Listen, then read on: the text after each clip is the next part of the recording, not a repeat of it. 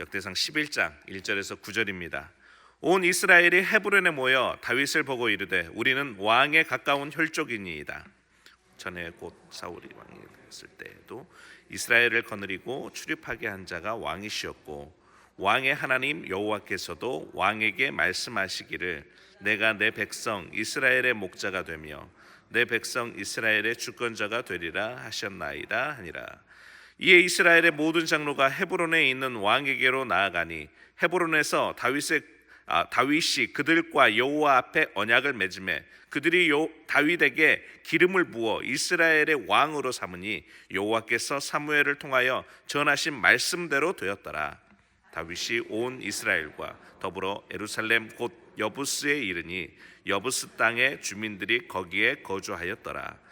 여부스 원주민이 다윗에게 이르기를 내가 이리로 들어오지 못하리라 하나 다윗이 시온 산성을 빼앗았으니 이는 다윗 성이더라.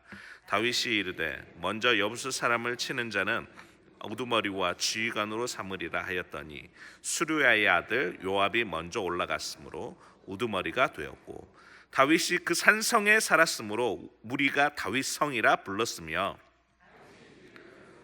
두루 성을 쌓았고 그 성의 나머지는 요압이 중수하였더라. 함께 읽겠습니다. 만군의 여호와께서 함께 계시니 다윗이 점점 강성하여 가니라. 아멘.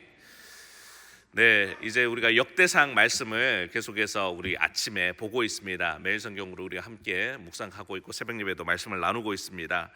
오늘은 다윗의 성공의 비결이라는 주제로 말씀을 나누기를 원합니다. 오늘은 먼저 이제 첫 번째인데요. 오늘과 다음 주 이제 두 주에 걸쳐서 얘기가 될 것인데 첫 번째로 지나간 것은 지나간 대로라는 제목으로 다윗의 성공 비결을 살펴보기를 원합니다.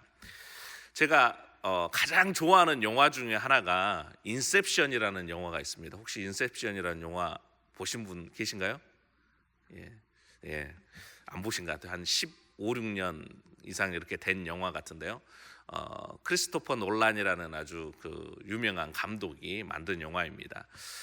그 영화를 보면 참신한 스토리 그리고 아주 그 특수 효과 해서 이렇게 화면도 영상도 되게 멋진 영화입니다. 인셉션이라는 말은 시작, 처음이라는 영어 단어예요. 그래서 이 영화는 어떤 내용이냐면 짧게 얘기를 드리자면 꿈을 조작하여서 정보를 훔치거나 생각을 심는 그런 내용입니다. 영화의 내용을 잠깐 정리를 해보면 등장인물 중에 한 남자가 있습니다. 그 남자는 엄청난 부를 가진 대기업 회장의 하나밖에 없는 아들이에요. 그런데 이 아들이 아버지에 대한 상처가 많습니다. 어린 시절 아버지가 바쁘고 자기를 돌봐주지 못했다는 것, 뭐 어머니의 죽음 뭐 이런 게 있어가지고 아버지에 대한 상처가 있어요. 근데 아버지에 대한 상처 때문에 아버지가 이제 돌아가시게 되는데 아버지가 돌아가시고 나면 그 아버지가 평생 동안 일궈놓은 회사를 팔아버리겠다 이렇게 그런 계획을 가지고 있습니다. 근데 이제 경쟁사에 있는 어떤 사장이 이제 이 남자의 기억을 조작해가지고 이 꿈을 조작해서 꿈을 통해서 이 기억을 조작해가지고 그 회사를 팔지 못하도록 하는 거예요. 그래서 이 주인공이 하는 역할이 뭐냐면 이 꿈을 조작하는 일을 이 사장으로부터 경쟁사의 사장으로부터 의뢰받아가지고 꿈을 조작하는 일을 합니다. 그래서 이 아들이 가지고 있는 아버지에 대한 상처를 꿈이 뭐 아버지와 일화가 있는데 그런 일화들을 그 비하인드 스토리를 만들어 가지고 그것이 아버지에 대한 사랑이었다. 약간 꿈을 조작하는 거예요. 그래서 조작해서 기억을 조작해서 이제 이 회사를 팔지 않도록 하는 것이 이 영화의 내용입니다. 그 상처가 사실은 뭐 문제가 없어지는 건 아니고요. 그 문제가 여전히 남아 있지만 그 상처가 그 다른 기억들이 삽입되는 걸로 말미암아서 상처가 치유되는 내용입니다. 그 이전에 있었던 기억이 오히려 아버지에 대한 사랑으로 승화되는 내용이에요.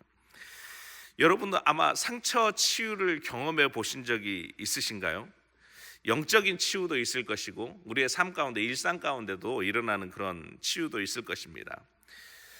저도 아이가 넷이지만 저희 부모님도 아이가 넷이에요. 그래서 저희 어머니가 저 어렸을 적에 자주 해주시는 음식이 있었는데 그 음식이 뭐였냐면 콩을 삶아서 두유를 이렇게 만들고 그리고 콩비지가 나오지 않습니까? 그럼 콩비지에다가 밀가루를 이렇게 섞어가지고 부침개를 만들어 주셨어요. 저 어렸을 때는 되게 그 음식을 싫어했습니다. 사실 어머니가 그렇게 음식을 해주셨던 이유가 뭐냐면 이제 돈은 없고 개척교회 사모가 이제 돈은 없고 이제 아이들은 건강하게 키우고 싶은데 뭐 먹을 거 없어서 시골에 가서 콩을 이렇게 자루로 가마니로 이렇게 얻어다가 그거를 시도 때도 없이 해주셨어요. 그러니까 집에 가면은 항상 먹을 게 그거밖에 없었어요. 뭐 두유하고 약간 비릿합니다. 그냥 뭐 이렇게 막 맛있게 하는 두유가 아니라, 그리고 예전에는 믹서기도 요즘 나오는 믹서기처럼 그렇게 좋은 게 아니어가지고 콩비지가 좀 입자가 굵어요. 그래서 가끔씩 좀 씹힙니다. 이제 그거에다가 이제 간을 하셔가지고 밀가루랑 같이 이렇게 붙여주신 거예요. 근데 그거를 되게 이렇게 맛없게 먹었던, 근데 그것밖에 먹을 것이 없어서 그것만 먹었던 기억이 납니다. 근데 이제 나이가 먹고 나니까요, 이제 좀 그 음식이 생각이 나요. 만약에 지금까지도 제가 그 음식을 먹고 있었다면 아마 안 좋아했을 겁니다. 근데 오랫동안 거의 한 30년 이상 그 음식을 먹어보지 못하고 있다가 이제 그 음식이 이제 생각이 나더라고요. 왜 그 음식이 생각이 날까요? 그 음식이 생각이 나는 이유는 내가 이제 더 이상 그 과거의 기억에 그것이 아픔으로 남아있지 않고 오히려 지금은 이제 배불러서 먹고 살만하니까 이제 그 음식을 더 이상 먹지 않으니까 아마도 그때처럼 배고픈 시절이 아니었기 때문에 그 음식이 생각이 나는 걸 수도 있습니다. 그 기억들이 치유가 되었기 때문에, 그 기억들이 오히려 추억이 되어버렸기 때문에 그것에 대해서 그리워하고 있는 것입니다. 그 가난했던 상황이 화가 나고 짜증이 났지만 지금 생각해 보면 어떻게 보면 그리운 추억이 된 것이죠. 과거의 아픔이 치유가 된 것입니다. 저희가 역대상을 지난주부터 이제 이번 주부터 지난주죠. 지난 월요일부터 묵상을 하고 있는데 6월 말까지 역대상으로 계속 묵상을 하게 됩니다.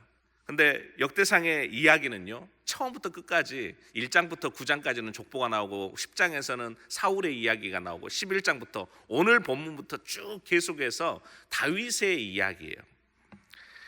그런데 역대상에는 다윗의 이야기 중에서 다윗의 고생이나 다윗의 아픔, 다윗의 상처, 다윗의 죄, 뭐 우리가 잘 알고 있는 다윗의 죄들이 있지 않습니까? 살인죄가 있고 뭐 간음했던 죄들이 있고 여러 가지 끔찍한 이야기들이 있는데도 불구하고 그런 이야기들은 하나도 나오지 않습니다.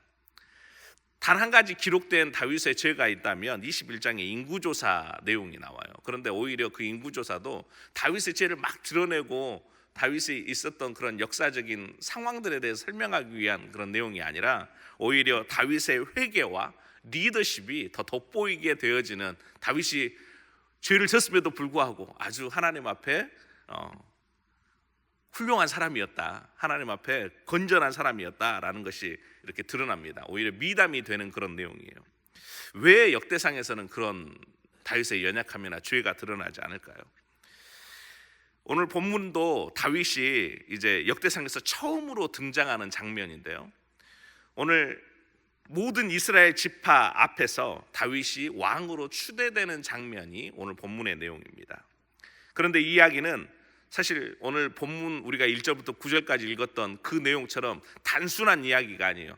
1절부터 9절까지지만 이게 사무엘 하에서는 1장부터 5장까지의 시간입니다. 내용이에요. 아주 많은 내용입니다. 그리고 많은 갈등들이 있고 많은 문제들이 드러납니다. 이 기간이 어느 정도 기간이냐면 사울 왕이 죽고 사울과 요나단이 죽고 그 다음에 다윗이 이스라엘 전체의 왕이 되는 시간까지 7년 반 정도의 시간이 걸립니다. 7년 반 정도, 그때까지 왕이 죽었는데도 자기가 왕으로 유다 지파의 왕으로 한 2년, 그리고 2년 반 정도, 그리고 5년 동안은 이스라엘 전체의 왕으로 인정받지 못하고 계속 있었어요. 7년 반 동안 하나님께서 이스라엘의 왕으로 기름 부었는데도 불구하고 왕이 되지 못하는 그런 장면들이 계속 나옵니다. 심지어는 그 안에서 내란이 일어나기도 하고요. 그러니까 그 두 나라가 다른 왕이 세워져 가지고 사울의 아들과 그리고 다윗과 그런 갈등들이 일어나는 일들이 나옵니다. 힘겨운 시간을 지나고 있는 것이에요. 그리고 그 시간들을 다 지나고 나서 인정을 받는 것입니다. 왜 오랜 고생과 고난은 역대상에서 등장하지 않을까요? 이 내용을 우리가 좀 주의 깊게 생각을 하면서 역대상을 볼 필요가 있습니다. 바벨론 포로 생활에서 그들이 돌아오고 나서요, 그 다음에 기록된 것이 역대상의 내용입니다. 사무엘 상과 하는 에레미야 선지자에 의해서 쓰여졌다라고요. 그러니까 그 바벨론 유수 전의 이야기죠. 포로 생활하기 전의 이야기입니다. 그런데 역대상은 갔다 와서 포로 생활 이후에 쓰여진 책이어서 이스라엘의 신앙을 회복시키고 그리고 정체성을, 하나님의 백성으로서의 정체성을 재구축하기 위해서 쓰여진 데 목적이 있습니다. 하나님의 통치 아래서 이상적으로 세워질 나라, 그 나라에 대한 하나님의 통치에 대한 소망을 갖도록 하나님의 약속을 강조하는 목적을 갖고 있기 때문에 다른 이렇게 사사로운 이야기들은 내용이 적혀져 있지 않고 이루어진 일, 결과에 대해서 얘기하고 있습니다. 그래서 그 과정보다도 결과물, 약속의 성취, 결과를 보여주는 것이 필요했습니다. 다윗의 과정을 통과한 그 결과물을 어떻게 그가 축복을 누렸는지, 하나님께서 어떻게 그를 사용하셨는지에 대해서 초점이 맞춰져 있는 말씀이 역대상의 말씀입니다. 다윗은 그의 아픔과 상처 그리고 그의 죄악에 사로잡혀 있지 않았고, 그 모든 문제들, 상처들의 문제, 그리고 갈등들의 문제, 그리고 그의 죄의 문제, 저주의 문제, 그것을 뛰어넘은 사람입니다. 그리고 하나님의 축복을 받아서 하나님의 축복으로 하나님께서 원하시는 하나님의 사역들, 하나님의 나라를 세우는 일들을 감당했습니다. 그리고 바벨론 유수에서 돌아온 이 이스라엘 백성들이 추구하고 있는 이상의 나라가 어떤 나라이냐, 바로 다윗이 세웠던 나라인 것이에요. 그렇기 때문에 여기에는 다윗의 연약함이나 문제들, 여전히 그 문제들이 해결되지 않는 문제들이 아니라 모두 다 해결되어진 문제이기 때문에, 상처가 해결되었고 죄의 문제가 해결되었고 저주의 문제가 해결되었기 때문에 그 부분은 다루지 않습니다. 사실 다윗은 그들에게 있어서 영적인 롤 모델이고 실제적으로 육체적인 롤 모델이었어요. 그런 나라, 다윗이 세웠던 강성한 나라, 그리고 다윗이 왕이었던 때처럼 부흥한, 영적으로 부흥하고 국가가 부흥한 그런 나라를 세우고 싶었습니다. 다윗의 인생을 어떻게 한마디로 정리하자면 오늘 본문에 나와 있습니다. 11장 9절의 말씀입니다. 우리 다 함께 읽어보겠습니다. 만군의 여호와께서 함께 계시니 다윗이 점점 강성하여 가니라. 다윗이 어땠다고요? 점점 강성하여 가니라. 여기서 중요한 말이 뭐냐면 점점이라는 뜻입니다. 점점이라는 말입니다. 하나님과 함께 동행하면서 그의 상처도 하나씩 해결되어집니다. 죄의 저주도 하나씩 해결되어집니다. 그리고 점점 더 강성하여집니다. 여러분, 성공하는 사람은 어떤 사람인 줄 아십니까? 흠이 없는 사람, 단점이 없는 사람, 실수가 없는 사람, 부족한 점이 없는 사람이 성공하는 사람입니까? 성공하는 사람들은 늘 자기의 부족한 것들을 하나씩 보완해가는 사람입니다. 연약함을 해결해가는 사람이 성공하는 사람입니다. 사울과 다윗의 차이가 오늘 본문에서 드러나는 것이에요. 사울은 범죄에도 변명만 할 뿐이지 회개하지 않고 변화하는 삶의 모습이 보여지지 않습니다. 다윗이 하나님 앞에서 인정받고 하나님께서 주시는 최고의 복, 사실 다윗처럼 성경에서 인정받는 사람이 없죠. 그 복을 누리는 사람이 없습니다. 왜냐하면 하나님께서 주신 축복이 무엇입니까? 영원한 왕의 계보를 하나님께서 다윗에게 허락하십니다. 영적으로도 마찬가지고 육적으로도 마찬가지예요. 예수 그리스도를 자손으로 얻을 수 있었어요. 여러분, 성경에서 예수님을 뭐라고 부릅니까? 다윗의 자손 예수요. 하나님이신 예수 그리스도가 뭐라고 표현돼요? 다윗의 자손이라고 얘기를 합니다. 다윗이 죄가 없어서 하나님 앞에 그렇게 사용받았습니까? 그 축복을 받았습니까? 좋은 집안 출신의 부자여서 그 복을 받았나요? 그가 정직하고 좋은 남편이어서, 그리고 좋은 아버지여서 그가 그 축복을 받았나요? 사실은 성경의 말씀을 읽어보면, 사무엘하의 내용을 읽어보면 다윗은 이 내용에 하나도 부합되지 않는 사람입니다. 그럼에도 불구하고 그가 하나님의 이 모든 축복, 가장 최고의 축복, 그 축복을 누렸던 이유가 무엇입니까? 하나님 앞에서 그의 문제들이 점점 하나씩 해결되었기 때문입니다. 그런 문제가 있을 때마다 사람 앞에서 문제를 해결하는 것이 아니라 하나님 앞에서 자신의 문제를 쏟아놓았습니다. 그가 모든 시편에 쓴 시편의 내용들이 이러한 내용들 아닙니까? 사람에게 아픔과 상처를 쏟아놓지 않고 하나님 앞에 고발하고 하나님 앞에 참소하고 하나님 앞에 원수 갚아달라고 하소연합니다. 괴로운 마음을 토로합니다. 그리고 그 문제를 하나님 앞에서 하나씩 하나씩 해결받습니다. 다윗에게는 아픔과 슬픔, 고통과 저주가 하나님을 경험하는 축복의 계기가 되는 것이에요. 문제를 하나님 앞에서 해결받지 못하는 사람은 사람이 인정하는 그런 성공을 누릴 수는 있을 줄은 몰라도 하나님께서 인정하는 성공을 누릴 수는 없습니다. 하나님의 복을 받을 수가 없는 것이에요. 여러분, 우리가 알고 있는 복, 성경이 말하고 있는 복이 무엇입니까? 하나님 자신입니다. 하나님 자신만이 우리의 복되다라고 얘기를 하고 있습니다. 시편 16편 2절의 말씀입니다. 내가 여호와께 아뢰되 주는 나의 하나님이시오니 주밖에는 나의 복이 없나이다 하였나이다. 이것이 다윗의 고백입니다. 주님 말고 하나님 말고 나에게는 다른 복이 없습니다. 그리고 하나님과 동행하기 위해서 그의 삶의 문제들, 죄의 문제들을 하나씩 하나씩 해결해가는 그 다윗. 그래서 그는 복을 받을 수밖에 없었습니다. 만약에 여러분들이 다윗처럼 정말로 점점 강성해 가기를 원하신다면 우리는 날마다 주님 앞에서 우리의 문제를 다룸받아야만 합니다.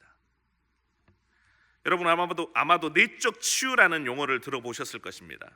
뭐 특별한 집회를 통해서 예전에는 내적 치유 집회 이런 집회들을 많이 했잖아요. 거기서 우리가 뭐 체험을 할 수도 있겠고 어려운 문제들을 해결받을 수 있을 것입니다. 그런데요, 이런 치유가 사실 생소한 것이 아닙니다. 예수로 말미암아서 구원받은 우리 모든 성도들은요, 이 치유를 경험했어요. 여러분의 삶 안에 있는 죄의 문제, 저주의 문제를 어떻게 해결했습니까? 어떻게 예수 그리스도를 영접하셨어요? 여러분 말씀을 듣고 말씀 앞에 반응함으로 말미암아서 여러분의 삶에 있는 죄의 문제, 영원한 죽음의 문제가 해결되지 않았습니까? 우리가 죽음에서 사망에서 생명으로 옮기지 않았습니까? 그래서 우리 구원받은 성도들에게 있어서 우리가 과거에 살았던 그 삶의 모습, 또 죄의 모습, 저주의 모습, 그게 우리에게 수치가 되었나요? 여러분 우리가 하나님을 경험할 때 우리 안에 문제가 있었잖아요. 갈등이 있었잖아요.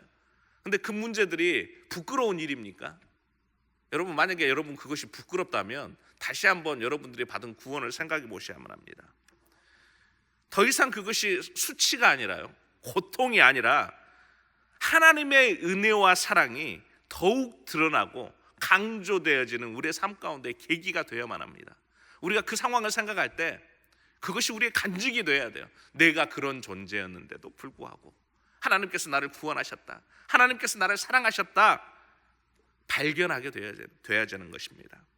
사실 오늘 설교의 제목을 지나간 것은 지나간 대로, 뭐 어떤 가수의 노래 말처럼 이렇게 들리실 수도 있겠지만, 여러분 지나간 것을 지나간 대로 그냥 쉽게 여기실 수 있나요? 여러분에게 정말 아픈 기억이 있고 아픈 상처가 있는데, 고통스러운 상처들이 있는데, 억울한 일들이 있는데 그냥 무시하고 떠올리지 않으면 그 일이 없어지던가요? 그냥 없던 일처럼 되던가요? 내가 용서한다고 마음을 먹으면 그냥 그게 용서가 되던가요? 막 꿈에도 그게 나타나고, 가끔씩 꿈에 그런 일들이, 억울했던 일들, 원통했던 일들이 일어나면 다시 잠자려고 해도 다시 잠도 안 오고. 여러분 다윗의 시편이 이렇게 기록이 된 거예요. 하도 원통을 해서 뭐라고 얘기를 합니까? 원수를 죽이소서, 원수를 진멸하소서. 원통해서 밤에 잠이 오지 않아서 그렇게 기록을 한 거예요. 가장 대표적인 예가 어딘 줄 아십니까? 가장 잔인한 시편 109편입니다. 8절에서 13절의 말씀 제가 한번 읽어드리겠습니다. 그의 연수를 짧게 하시며, 원수입니다. 그의 직분을 타인이 빼앗게 하시며, 그의 자녀는 고아가 되고 그의 아내는 과부가 되며, 그의 자녀들은 유리하며 구걸하고 그들의 황폐한 집을 떠나 빌어먹게 하소서. 고리대금 하는 자가 그의 소유를 다 빼앗게 하시며, 그가 수고한 것을 낯선 사람이 탈취하게 하시며 그에게 인애를 베풀 자가 없게 하시며 그의 고아에게 은혜를 베풀 자도 없게 하시며 그의 자손이 끊어지게 하시며 후대에 그들의 이름이 지워지게 하소서. 얼마나 잔인합니까? 이게 근데 성경에 들어있어요. 성경의 말씀에 시편이라고. 여러분, 다윗만 이런 아픔 기억들이 있을까요? 저에게는 없겠습니까? 여러분에게는 없겠습니까? 우리 모든 성도들은 사실은 이 아픔의 과정들을 이미 지난 사람들도 있고 또 앞으로 또 경험하게 될 것입니다. 그리고 이 과정들을 현재 지금 지나고 있는 분들도 있을 것입니다. 우리가 가지고 있는 이러한 문제들, 하나님의 사람들이 어떻게 이 문제를 해결할 수 있겠습니까? 그 미움, 억울함, 고통, 상처들, 어떻게 지나간 것은 지나간 대로 받아들이고 과거에 얽매이지 않고 과거를 딛고 일어설 수 있겠습니까? 그 비결은 오직 하나입니다. 하나님께서 그 아픔과 고통의 기억들을 축복으로 바꾸어 주셔야만 하는 것이에요. 그래서 시편 기자는 이렇게 고백합니다. 자신의 그 경험을 바탕으로 간증을 하는 것이죠. 시편 30편 11절의 말씀입니다. 주께서 나의 슬픔이 변하여 내게 춤이 되게 하시며 나의 베옷을 벗기고 기쁨으로 띠띠우셨나이다. 내 슬픔이 변하여 내게 춤이 되게 하시며 라고 했는데, 사실 원문에는 약간 이런 표현이에요. 영어에도 그렇게 되어 있는데 trading my sorrows, 내 슬픔을 교환한다. 그냥 내가 하나님 앞에 가서 하나님의 기쁨을 공급받는 것이 아니라 내 슬픔을 하나님 앞에 가지고 나왔더니 하나님께서 나에게 그 슬픔을 가져가시고 기쁨을 주신다. 트레이딩한다. 여러분 물건 사는 것처럼 돈 주면 그 돈에 맞는 물건을 여러분이 받지 않습니까? 트레이딩하는 거예요. 트레이딩.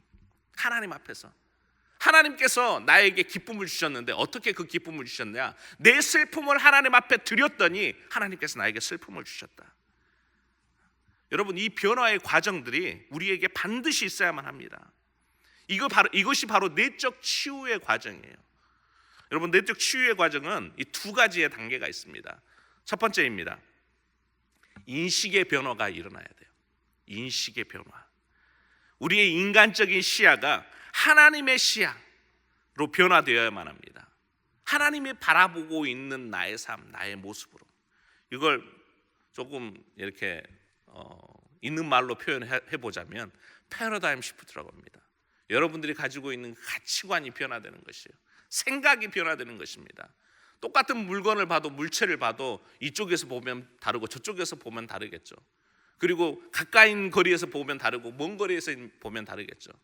우리가 바라보고 있는 그 시야가 아니라 하나님이 바라보고 계신 관점으로 우리의 삶을, 우리의 역사를 바라보는 것입니다.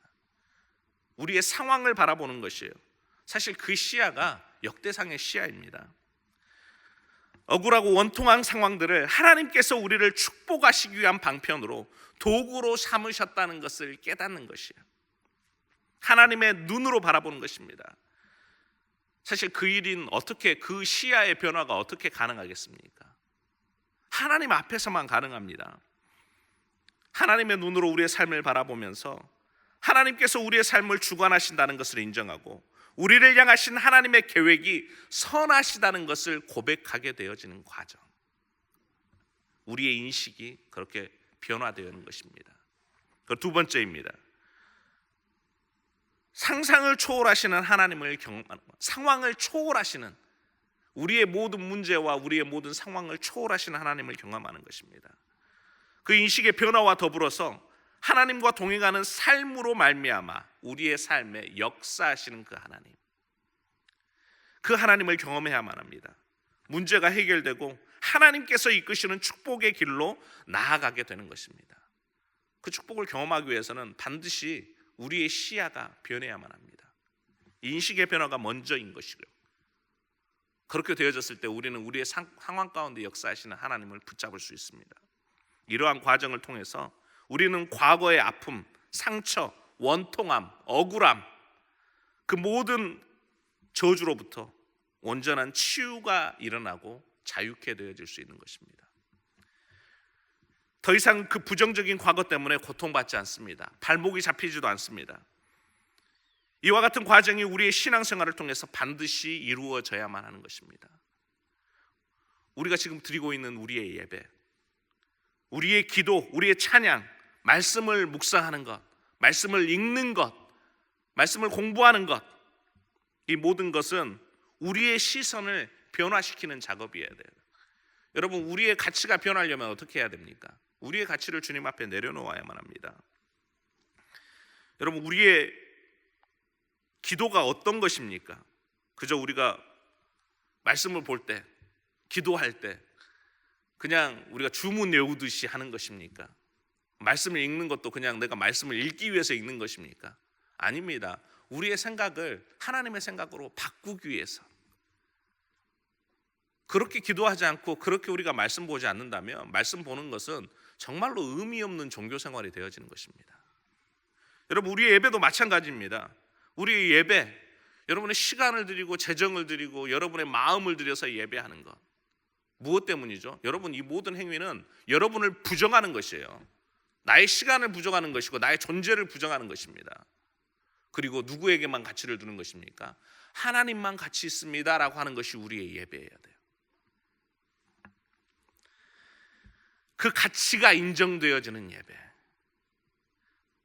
주님 안에서 여러분의 과거, 아픔, 슬픔, 고통과 저주를 기쁨으로 변화시키기를 원한다면 여러분이 가지고 있는 그 모든 문제들, 여러분들이 가지고 있는 모든 가치관 하나님 앞에 트레이드 하셔야 돼요. 여러분의 것을 하나님 앞에 내려놓을 때 하나님께서 그것을 치환시키십니다. 바꿔주세요. 우리가 그 축복을 경험하지 못한다면, 우리가 그 변화의 과정들을 경험하지 못하게 된다면 우리는 계속해서 그 어둠에 갇혀서, 그 과거에 갇혀서 괴로움만 커져갈 것입니다. 여러분, 다윗의 예배가 능력이 있는 이유, 거기에 있는 것입니다. 시편 51편 17절입니다. 하나님께서 구하시는 제사는 상한 심령이라 하나님이여 상하고 통회하는 마음을 주께서 멸시하지 아니하시리이다.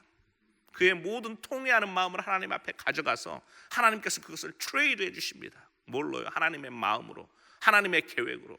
그 모든 상처와 아픔이 있었음에도 불구하고 왜 그 상처에 얽매이지 않았습니까? 다윗이 그 축복을 누릴 수 있었던 이유, 그 상처에 얽매이지 않을 수 있었던 이유, 하나님께서 그 모든 상처를 기쁨으로 변화시키셨기 때문입니다. 하나님의 계획으로 변화시키셨기 때문이에요.